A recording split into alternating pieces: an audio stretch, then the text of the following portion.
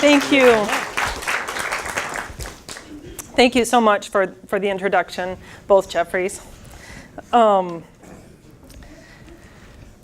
thank you, everyone, for being here and for having me here. I appreciate it. I appreciate being the 95th speaker. That's cool. The 100th would have been cool, too, right? I'll circle back around just because that's nice. So how many people here are writers? Writers? Writing? Not claiming it? Claiming it? Doing a little bit?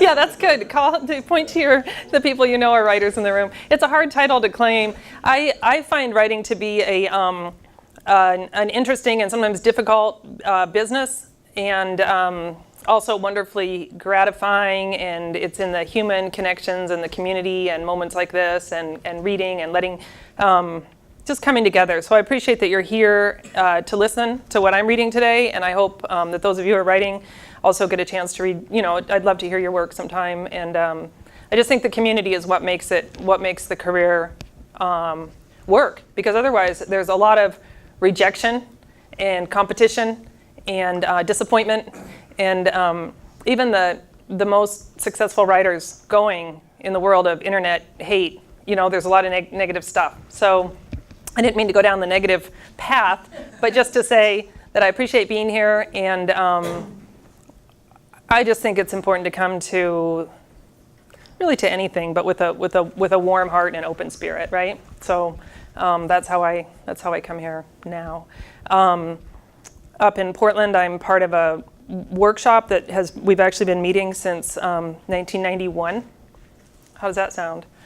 So that's our commitment to our community, our particular small community.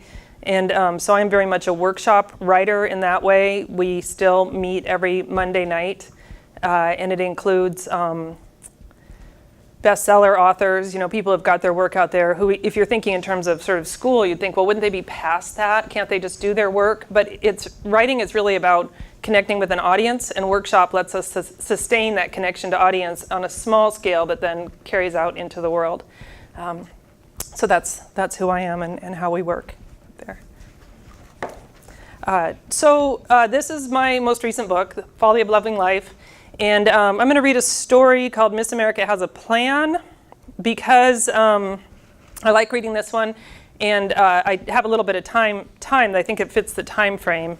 Hopefully it doesn't go over. I think it's okay. It's a little bit of a longer one. It's got a tiny bit of Spanish in it, and I didn't read it ahead of time, so my Spanish might be rusty. I apologize. It used to be good. I don't know where it is now. We'll see. Okay. Can you hear me? This is working? It's all good? Okay. Down in the booze-soaked corners of Los Amigos, I found the regulars scattered at side tables and playing pool. But there was a new man, too, at the bar. I tried to look away. My eyes came back to him. Warmed by an amber beer light, the rumples of the man's white flounced shirt screamed secret history. He could have bought that shirt at Forever 21, had it handmade in Venice, or stolen it from some Shakespeare festival. Who dresses in soot-marked flounce? But I'd been traveling for months, spending my savings, and now was hanging out where it was cheap. Los Amigos was a dirty and dim bar. I liked it, especially on a Sunday. The bartender was always this woman who I would guess worked there because she wanted the excuse of a paycheck to be out in a dive on her own and in charge. She wouldn't go in alone if she weren't working. Her husband might not let her. She wouldn't stand behind that counter and pour drinks without a pistol. I'm American, though, and American women drink by themselves just fine. The new man rested his feet in boots on the wooden planks of the floor with a confidence beyond that of anyone I'd ever met. I said a timid hola. My Spanish was a revived high school class I'd been making use of up and down Mexico. He nodded and said, sit. It was a command. He said it in English, as though he knew me. I climbed onto the tall chair he indicated. The bartender had black hair bleached blonde with long, dark roots. Her shirt read Sonic Youth. Her apron said, no hay resaca si sigue bebiendo. She held a pint glass in one thick hand, gave it a toss, caught it again, and scoffed at my willingness. I saw the roll of her eyes. I wouldn't admit, even to myself, that maybe, secretly, I hoped I was the first to stand in the light of this man's blousy charisma. Maybe I was the first tourist traveling his path. I'd met guys like that since high school. Overlooked. Hot, though in a way nobody else noticed. He had a fleck of napkin caught in the growth of his rough shave. Who else would see the charm of a man with lint on his face? It was like I'd found a steal in a Goodwill bargain bin, my raw diamond, and I would polish this diamond. I would polish him hard. This was in Guanajuato, which is to say officially Estado Libre y Soberano de Guanajuato, but nobody used that name. Nobody used names much at all, not my name anyway. It surprised me then when he asked what my name was. Maria de Socorro, I told him, Maria of help, of aid, of relief, succor or succor, maybe. Why tell him my real name? I was shaking that off. I wasn't Nessie, Nessa, or Vanessa now. I didn't have to be that girl from the land of sticks and surveyor's lines and concrete. Where we sat wasn't his country and it wasn't my country. It was just a good bar with cold beer and no police. That's all I ask of a place anymore. Cold beer, no cops, one hot guy. Travelers together. The map of wrinkles around his eyes was as familiar as family. I said, I think I've seen you before. He said, sure, picture the evening news. He made a gesture as though slicing himself in half at the waist. Historic uprising, he said, and made quotation marks, the quotation mark sign with one hand. I said, what's that? He didn't look like a newscaster. I'm very televisual, he said, and made the quotation marks again. Telegenic, according to Newsweek. His accent was decorative, and it didn't interfere with his English. That's when he told me he was not a newscaster, he was the news. He gave me the rundown. He said there was a little revolution, and he blew through narrow lips, making a dismissive sound. He lifted his beer in its sweating bottle and tipped it, then drank. He added, kicked out, after all I did for them. So he'd lost control of a whole country, sure as a car skidding down an embankment. I am now, he said, a deposed dictator. And my knees went wobbly and my spine hot. This was the baddest of bad boys, hotter than a stoned hockey player. Yes, I have a weakness. He smiled and turned to me, and his lips were very red for a man's. He looked like Freddie Mercury. So Freddie Mercury was alive and in Mexico. Freddie Mercury had been, once upon a time, his own historic uprising of a sort, and now deposed. I swallowed and then said, were you in Queen? He said, Queens? No, I stay out of the US. I have a cousin there, though. So he wasn't Freddie Mercury, and his name wasn't Charles Taylor. It wasn't Manuel Noriega, the pineapple. It wasn't Maximiliano, Mustafa, Raphael, Edie, or Raoul. He was not Muammar and not Hosni. That's all I can say. Beyond that, his name is confidential. He said, these days I'm a shit magnet. So what did that make me? I refused to take that personally. He was hurt. He was a man who needed a country, and I was a woman who needed a man. I could be his country. He could be my dictator. I saw our future unfold like a history book. He looked at my feet. Are those Israeli? He meant my sandals. I felt the need to stay neutral yet engaged. What was his relationship to Israel, pro or anti? The Gaza Strip was in need of medicating. That is all I knew. Medicating for despair, anger, and impulse control. Medicating for loss and love and the rest of it. Who was I to judge the world? I was a scrawny chick from the middle of nowhere who grew up in an old farmhouse off the side of a road. I pulled my foot up until I could see the bottom of the sole and looked for a brand. There was the worn tread of walking in a foreign country. A bottle cap surprised me, rammed into the high wedge heels. They were a comfort stride cork heel. I could run in those shoes when I had to and still go out dancing. They were party shoes of no particular political party.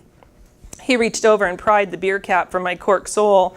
When it fell, it was a soft tap and rattle against the wood floor.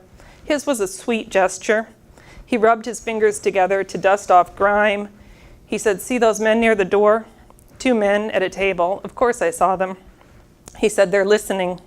He tipped his beer bottle to one side and let it roll one way, then back, his hand on the bottle's thin neck. The men were red-eyed, probably high, and had the thick waists of young drunks. He whispered, they're everywhere. Who? Those 2 men couldn't be everywhere. But yes, young drunks basically dotted the landscape. My dictator shook out his dark curls. He said, what do you know about revolution except from movies? I said, and books. I felt smart until I said it out loud.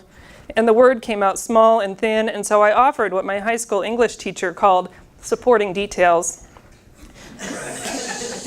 Castro learned about revolution from Hemingway. For whom the bell tolls, he learned how a small contingent can overthrow the ruling party.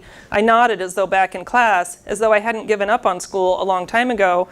His nod was slow and qualified by doubt as he turned to where his jacket hung on the back of his chair. He took a reporter's notebook from a pocket, found a pen, and wrote it down. For whom bell tolls. There it was. I'd helped a dictator. He read his own words over again. He scribbled something else below the words, and I let him write, because a good woman knows when to step out of the way. It was 2 fast beers before I got up my courage and asked, war crimes? When you fall in love, you have to know dark things. And I was falling. He laughed. His teeth were lovely. He was warming up to me. He put down his pen. He said, war crimes is a metaphor. People who haven't been there never understand. He spit over his shoulder onto the wooden floor. I spit over my shoulder too, only more discreetly away from him because I was practicing. I wanted to know how it felt to spit on a floor. My spit landed on the back of my denim jacket. I wiped it with my palm and felt my face go hot. I would practice at home. This man was my teacher, my father, my rock and roll crush. He ruffled my hair and said, someday, little one, maybe you'll manage your own country. You'll move beyond the books. Then you'll understand war crimes. How did he know? Yes, I wanted power. I loved the very thought of it. But my power would come by association. My power would come by giving into his. The bartender put a finger in my beer bottle as she reached to take it away.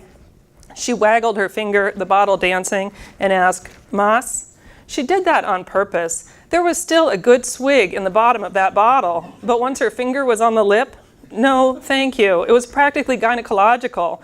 No, she waited to see if we'd ordered more. I waited to see if he'd buy. He put his pen and notebook away. He said, I'm broke. The military budget is over. Didn't they get a severance package?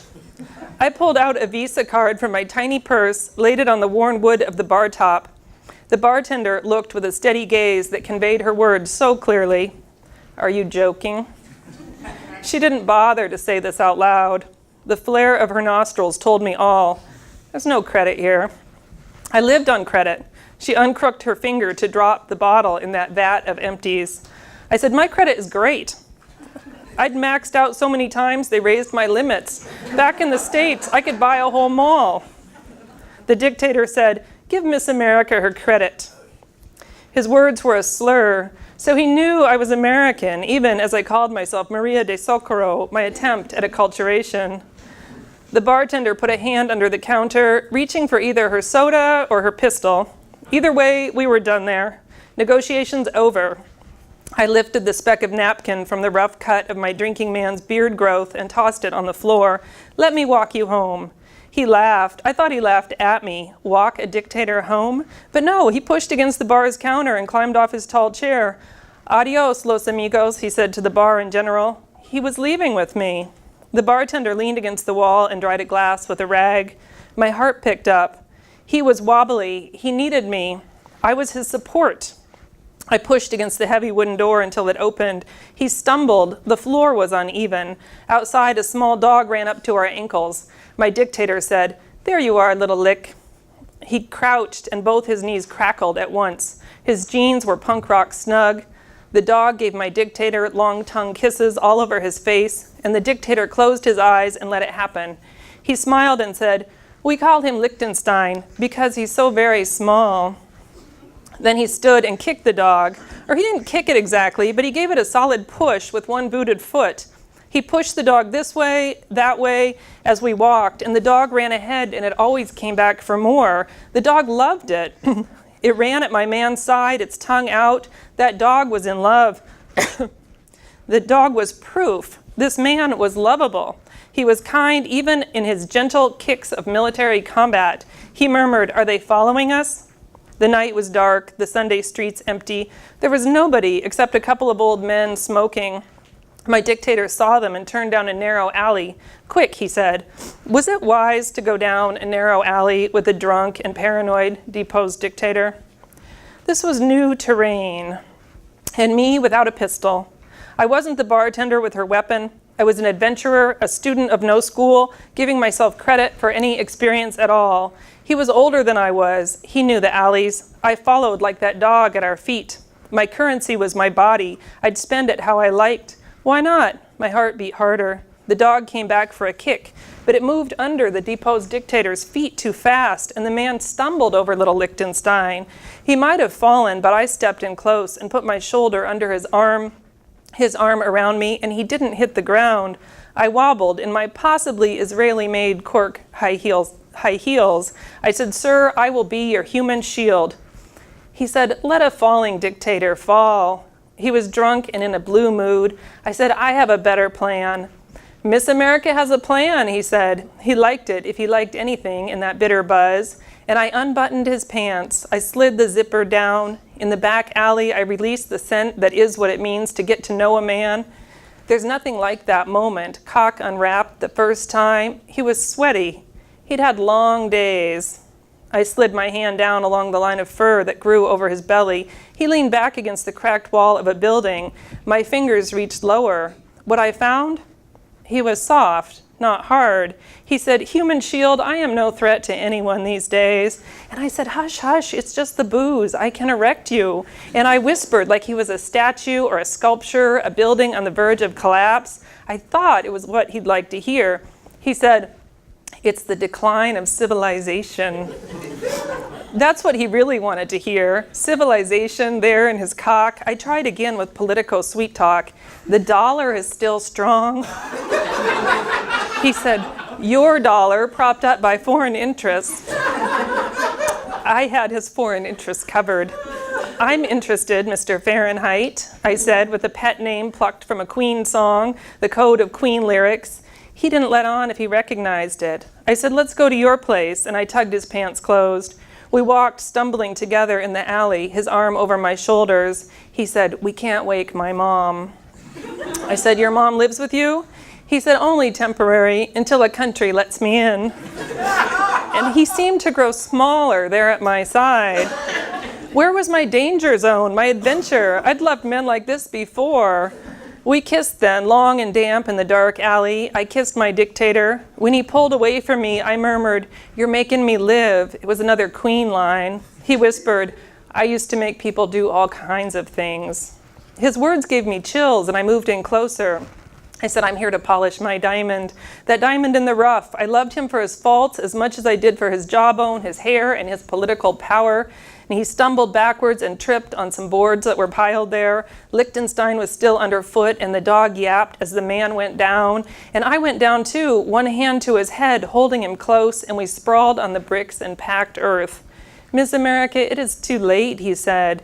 And I lay on top of him and ran my fingers through his black and gray curls and said, "No hay resaca si sigue bebiendo." It was from the bartender's apron. "There are no hangovers if we keep drinking. The only way out was forward.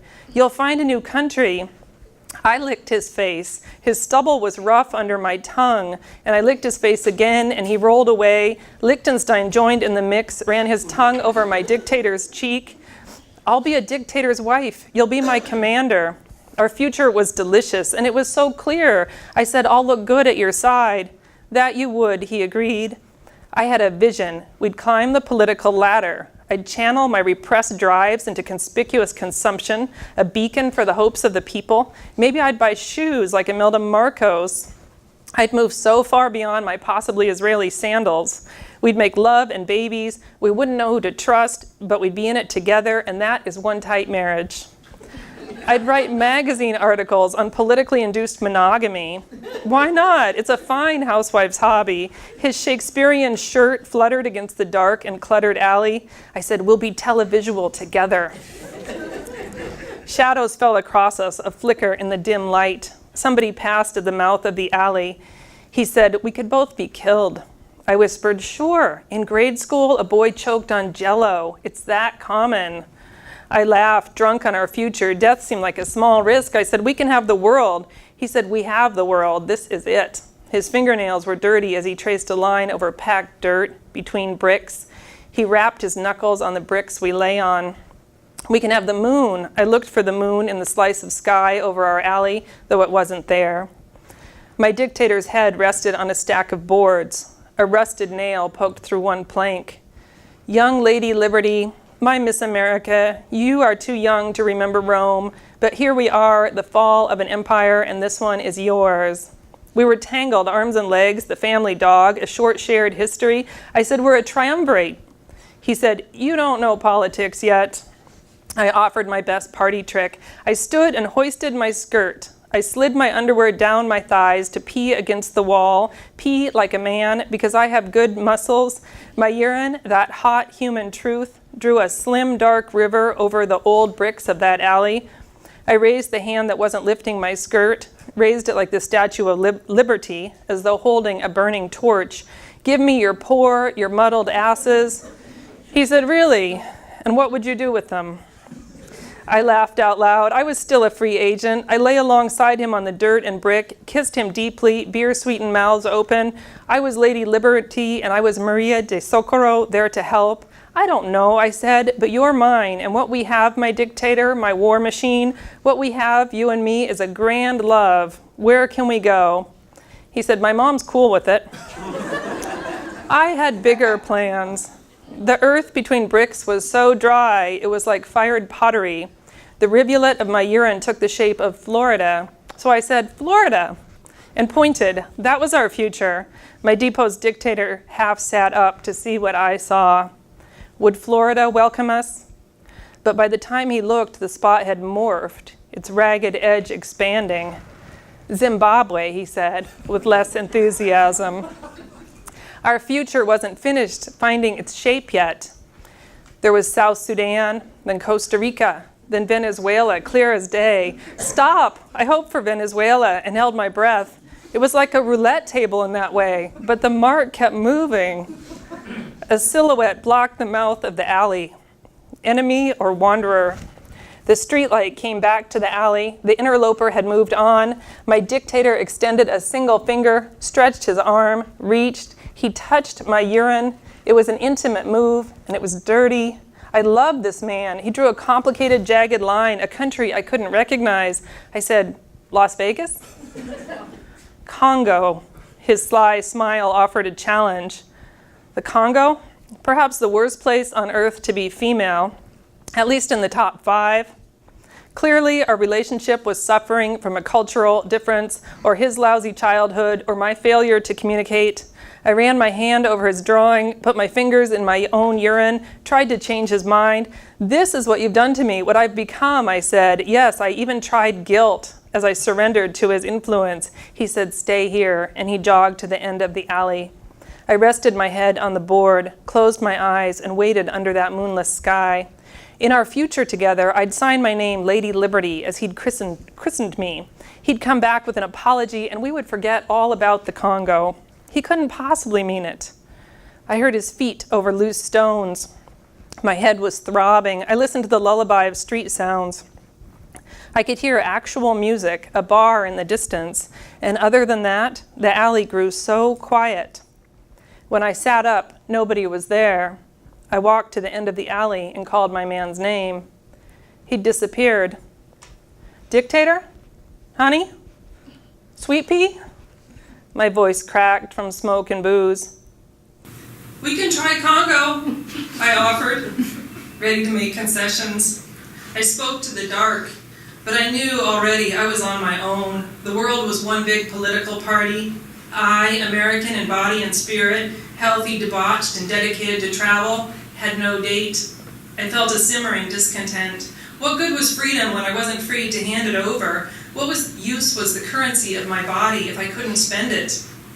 I left the alley, headed back toward the smoke-filled rooms, where I'd find another entrenched leader, a dictator, and an accomplice, my shill deep in the next dark bar.